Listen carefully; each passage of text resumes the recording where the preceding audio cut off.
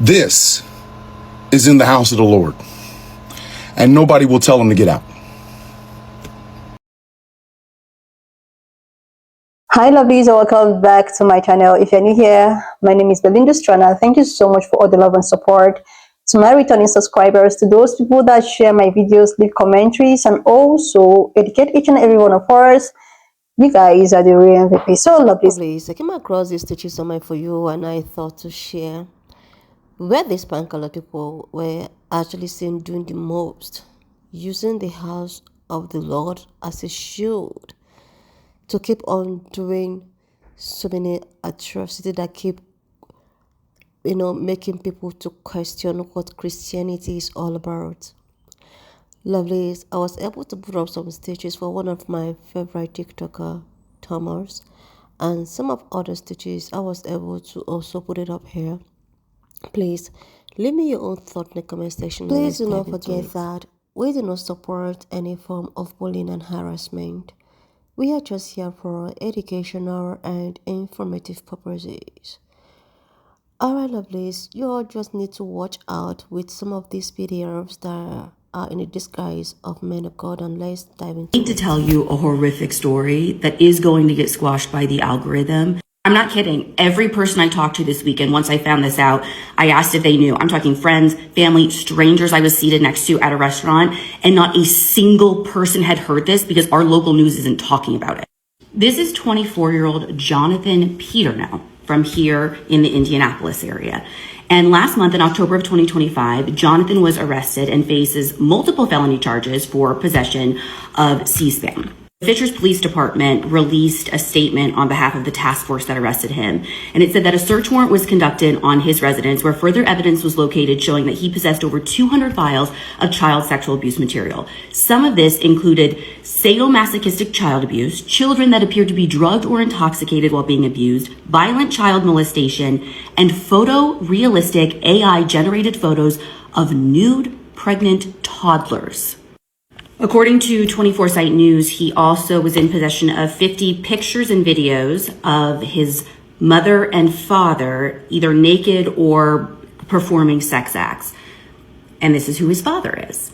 Nathan Peternell, the lead pastor of one of the huge mega churches here in the Indianapolis surrounding area. Now, Nathan has not been legally implicated in any of this. But I think part of the reason people are finding it so shocking is because of how much him and Micah Beckwith talked about trafficking or child exploitation on their podcast, Jesus, Sex, and Politics. And they're not just like co-hosts, right? Like in this post from Micah Beckwith, he says that Nathan is one of his best friends and spiritual brother in arms. And Micah Beckwith is our current lieutenant governor. Like, I'm not going to stay here all day, but just do some Googling. Now, he too has not been legally implicated in anything related to Jonathan Peternell. But he not only is friends with Nathan, he also, while having this full-time job as lieutenant governor, does have a job as a pastor of one of the campuses of this church. Now, recently, 24 Site News had been publishing stories of young women who have come forward and said that while Nathan Peternell did not physically do anything to them, he was inappropriate with them when they went to his youth group, where he would have small groups in which he would talk to girls as young as 12 about very sexually explicit things. He did address his congregation and did a whole prodigal son thing and cried and said that he was going to step back for a little bit. And in a move I know all too well from growing up in churches like this, Micah Beckwith said to the congregation recently, according to Foresight News, that this is just the enemy spreading lies. They shouldn't listen to it. Share. Well, Indiana, it looks like we're about to make national news again. This is our Lieutenant Governor, Micah Beckwith. Yeah. He took office in January of this year, and on his website, it says, a true advocate for Hoosiers. Micah is a pastor at Life Church in Noblesville, Indiana. And this is Nathan Peternell. I'm probably saying that wrong, don't care. But he serves as the lead pastor for all campuses. There's 4 of them. The 2 of them actually have a podcast called Jesus, Sex, and Politics. But Megan, Why are you bringing them up? Because this is Nathan's son. He is 24-year-old from Pendleton, which is like almost an hour for me. Child exploitation, possession of child sex abuse materials, dissemination of child sex abuse, possession of child sex abuse materials. Wait till I tell you what these include. Right now, Jonathan is looking at a level 4 felony, a level 5 felony, and a level 6 felony.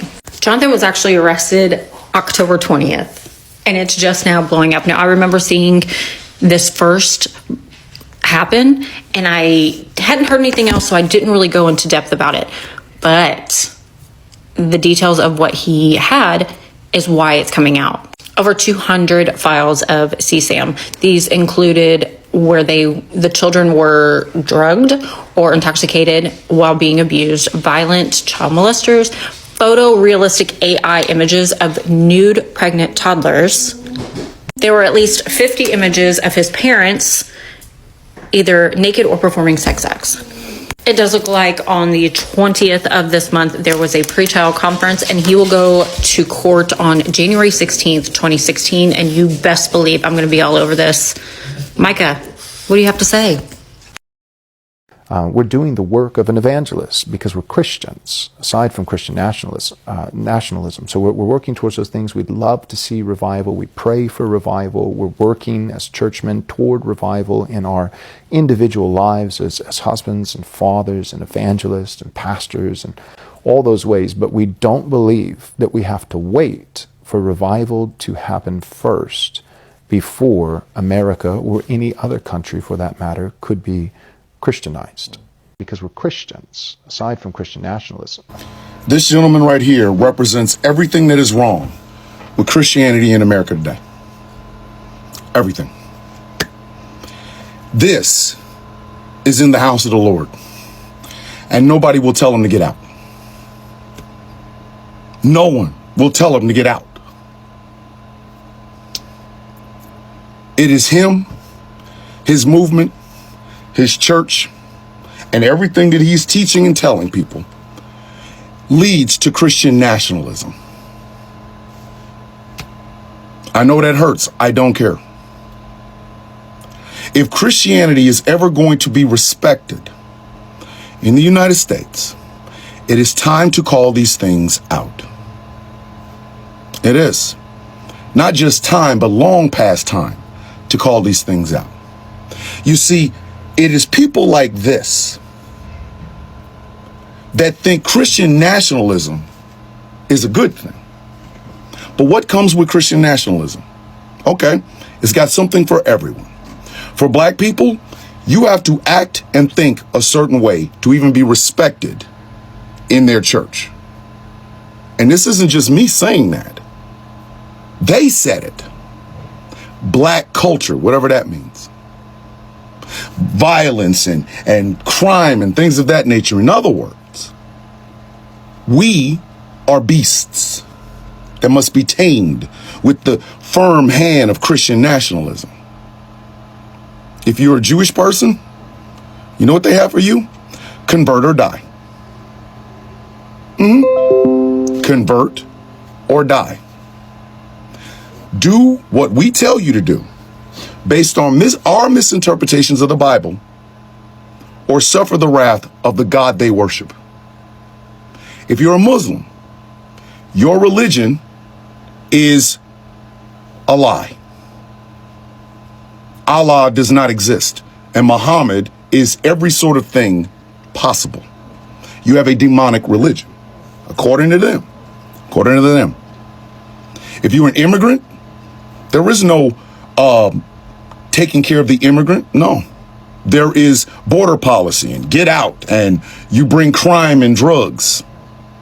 If you're a woman, please understand, if you're a woman in that movement, you have one purpose: make babies and stay home and raise them, and submit yourself to a fallible man, because there's God behind them.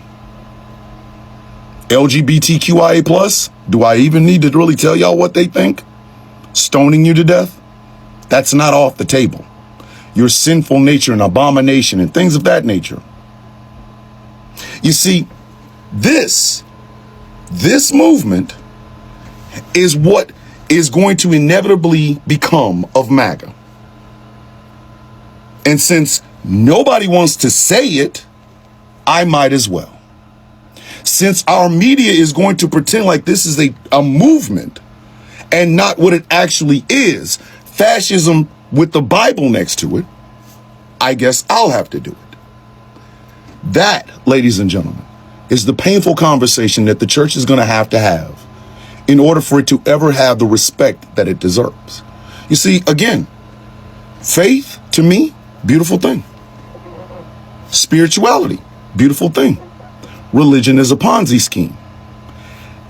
And this version of Christianity is the version of Christianity they would send in right before they brought in the armies and stuff. Everybody's a heathen, a savage, except for these white folk. This is the failing of the church in America, to call this what it truly is. You want to know why people are turning away from church? Because of that. Now, does every church act like this? No. But every church isn't talking against this either. Remember, an evangelical a Christian read from the Beatitudes, taught from the Beatitudes, and they call that woke ideology. And men like this get interviewed on podcasts, and those clips get spread around. They're telling you exactly what they want. They're telling you what they're planning on doing, and nobody bats an eye. This is the Christianity that will not stay out of public office or out of policies. This one. The question now becomes, what are you going to do to stop it? It's not enough to say, that's not my Christianity. It's not enough. It's not enough. Because it's walking around in your clothes, using your book, and worshiping your Bible. Worshiping your cross and your Jesus. And they are slowly but surely bringing to a head an idea of white men running everything, using the Bible as their shield. You want to know what the problem with Christianity today is? It's him. It's him and people like him. So when are you guys going to actually put up the fight and finally start fighting against them? Because if you don't, the lasting impression from anyone about Christianity is that guy. Speaking of access to children, Jonathan's father, Nathan, who is the founder of Life Church in Indiana and besties with Indiana's Lieutenant Governor Micah Beckwith, learned about the investigation into his son at the beginning of September. Nathan continued taking Jonathan to church with him until Jonathan was arrested on October 23rd. Jonathan potentially had access to children at church for weeks until he was finally taken into custody. I am way too familiar with the culture in which Jonathan was raised to give any of the adults in his life the benefit of the doubt. This is a very toxic culture that is perpetuated by people like his father Nathan and Micah Beckwith. It involves repressed sexuality and really dangerous patriarchal power dynamics. It's not naivete that allowed Nathan to keep taking Jonathan to church with him even after he learned why the authorities were investigating Jonathan. He kept putting children in harm's way because he doesn't actually care about children. People like Nathan Peternell and Micah Beckwith don't actually care about victims of abuse. They don't care about victims of SA. The only thing they really care about is maintaining power. And they've been able to do that by assuming a position of authority within this kind of Christian organization and using that position to convince their congregants and members of the public that the danger is out there. The danger is gay people. The danger is trans people. Those people are coming to hurt your kids. And if they are able to convince parents of that, then they get parents to keep bringing children into their environment where they control the information those children receive. It's the same reason people like Micah Beckwith will advocate against any kind of comprehensive sex education happening in our schools. They always say it should be up to parents. This kind of information should be learned in the home. But they actually know that they have created an environment where sex is such a taboo topic that most parents are not going to have those conversations with their kids. Those conversations are going to happen at youth groups. That is where they control the information that your children are getting, and they are able to present themselves as a trusted adult when it comes to the topic of sex. Predators benefit when children do not understand consent or boundaries, when they don't have any education about healthy, age-appropriate relationships, power dynamics, or safe sex. And when predators are put into a position where they are the trusted adult, where they are the person controlling access to that information, their job of grooming potential victims becomes so much easier. 90% of children who are victims of SA are victimized by someone they know. The stranger danger thing that we were all taught is just not the reality. The reality is that most children are groomed by someone in their life, by someone who is supposed to be a trusted adult, like a pastor. What has Micah Beckwith been up to since the news broke about Jonathan Peternell? Well, he's been traveling around the state of Indiana, meeting with young people, the next generation of faith leaders. This man, who will warn you ad nauseum about how dangerous a drag story hour is, has unfettered access to children because of his position as a pastor and now as an elected official. I am not levying any allegations against Micah Beckwith personally. What I am saying, however, is that what we know now about predators and how they behave is that they insert themselves into positions of authority where they are going to be implicitly trusted by parents and by children, and that allows them to act out their predatory nature. Y'all should check out the full conversation that Abdul Hakim Shabazz of Indie Politics had with Tom Lobianco, a reporter with 24 Site News. He is the one that has been covering Micah Beckwith as well as the Jonathan Peternell story. It's a really good conversation. Go to indiepolitics.org and you can hear the whole thing. Seriously, lovelies, sometimes when I see something like this popping up on my For You, I keep asking that, or I keep saying that, what God himself will judge on this planet Earth, what he will judge on the last day, what he will judge is something that will be so shocking. The people that is actually expected to be maybe sinners and people who are going to end up in hell might actually not be the people that so many people are expecting to end up in hell.